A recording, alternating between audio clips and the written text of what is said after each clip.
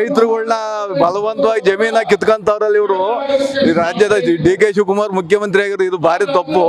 ಅವರು ಏನಾರ ಒಂದು ನೀರಾವರಿ ಮಾಡಿ, ಈಗ ಅಲ್ಲಿ ಉತ್ತರ ಕರ್ನಾಟಕದಲ್ಲಿ ಅಭಿವೃದ್ಧಿ ಇಲ್ಲ ಅಂತರ್ಥಕ್ಕೆ ಹೋಗಿ ಬರ್ದು ಅಲ್ಲಿ ಅಭಿವೃದ್ಧಿ ಮಾಡಲಿ. ಅವ್ರ ಗುಳೆ ಬರೋದೇ ತಪ್ಪುತ್ತೆ. ಬೆಂಗಳೂರಿಗೆ ಜನಸಂಖ್ಯೆ ಕಮ್ಮಿ ಮಾಡೋದು, ಅಲ್ಲಿ ಅಭಿವೃದ್ಧಿ ಮಾಡಬೇಕು ಒಂದೊಂದು ಜಿಲ್ಲೆಯಲ್ಲಿ. ಅಲ್ಲಿ ಹೋಗಿ ಉತ್ತರ ಕರ್ನಾಟಕ ಜಿಲ್ಲೆಯಲ್ಲಿ ಮಂಗಳೂರು ಸೈಡ್ ಅಲ್ಲೆಲ್ಲ ಕಾಡು ಜನ ಇರ್ತಾರೆ, ಅಲ್ಲೆಲ್ಲ ಅಭಿವೃದ್ಧಿ ಮಾಡಲಿ, ಟೌನ್ಶಿಪ್ ಮಾಡಲಿ, ಅಲ್ಲೆಲ್ಲ ನೀರಾವರಿ ಮಾಡಲಿ. ಅಲ್ಲಿ ಹಳ್ಳ ದಾಟೋಕ್ಕಾಗಲ್ಲ. ಅಲ್ಲಿ ಸ್ಕೂಲ್ ಹುಡುಗರಿಗೆ ನೀರು ಬಂದ್ರೆ, ಹಳ್ಳ ಬಂದ್ರೆ ಅಲ್ಲಿ ಸ್ಕೂಲ್ ಹುಡುಗರು ಹೋಗಕ್ಕೆ ದಾರಿ ಇಲ್ಲ ಅಂತ ಸೇರ್ಪೆ ಮಾಡಿಕೊಡ್ಲಿ.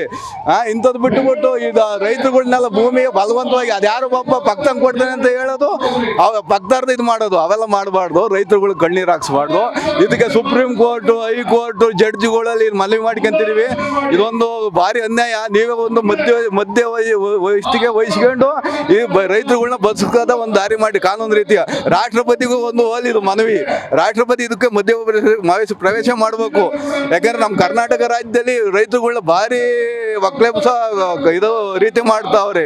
ಅದರಿಂದ ಬೇರೆ ಸ್ಟೇಟ್ನಲ್ಲಿ ಎಲ್ಲೂ ಇಲ್ಲ ಈ ತರ ಭಾರಿ ಅನ್ಯಾಯ ಮಾಡ್ತಾರೆ.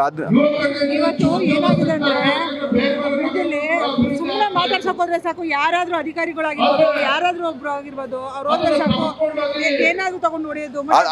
ನಾವು ಈಗ ರೈತರಲ್ಲಿ ಮನವಿ ಮಾಡ್ಕೊಂತೀವಿ, ಅಧಿಕಾರಿಗಳ ಮೇಲೆ ಕೈ ಮಾಡಬೇಡ್ರಿ. ಒಬ್ಬ ಮುಖ್ಯಮಂತ್ರಿ ಅವರು ಇದಿರುತ್ತೆ, ಅವರು ಹೇಳ್ದಂಗೆ ಕೇಳ್ಬೇಕು. ಅಧಿಕಾರಿ ಅವರು ಹ್ಯಾಂಡ್ ಓವರ್ ಇರ್ತಾರೆ, ಎದುರಿಸ್ತಾರೆ, ಅದರಿಂದ ಹೋಗಿ ತಪ್ಪು ಮಾಡ್ತಾರೆ. ನೀವು ಅವ್ರ ಬಗ್ಗೆ ಕಾನೂನು ಹೋರಾಟ ಮಾಡಿರಿ, ಸುಪ್ರೀಂ ಕೋರ್ಟ್ಗೆ ಹೋರಿ, ಹೈಕೋರ್ಟ್ಗೆ ಹೋರಿ, ರಾಷ್ಟ್ರಪತಿಗೆ ಒಂದು ಮನವಿ ಕೊಡ್ರಿ. ಈ ತರ ನಮ್ಮ ಬಿಡದಿ ರೈತರಲ್ಲಿ ಬಂದು ಈ ತರ ದೌರ್ಜನ್ಯ ಮಾಡ್ತಾವ್ರಿ. ಅಧಿಕಾರಿಗಳನ್ನ ಇದು ಬಳಸ್ಕೊಂಡು ಬಂದು ದೌರ್ಜನ್ಯ ಮಾಡ್ತಾವ್ರಿ. ಅದರಿಂದ ರಾಷ್ಟ್ರಪತಿ, supreme court judge, high court judge ಬಂದು ನಮ್ಮ ಊರಿಗೆ ನೋಡಿ, ನಮ್ದು ಬಂಜರು ಭೂಮಿ ಬೆಳೆ ಬೆಳೀತಂತ ಜಮೀನ ನೋಡಿ ಬಂದು ಪರಿಶೀಲನೆ ಮಾಡಿ ಒಂದು ಕಾನೂನು ರೀತಿಯಾಗಿ ನಮಗೆ ಸಹಾಯ ಮಾಡಿ ಅಂತ ಹೇಳಿ ರೈತರುಗಳು.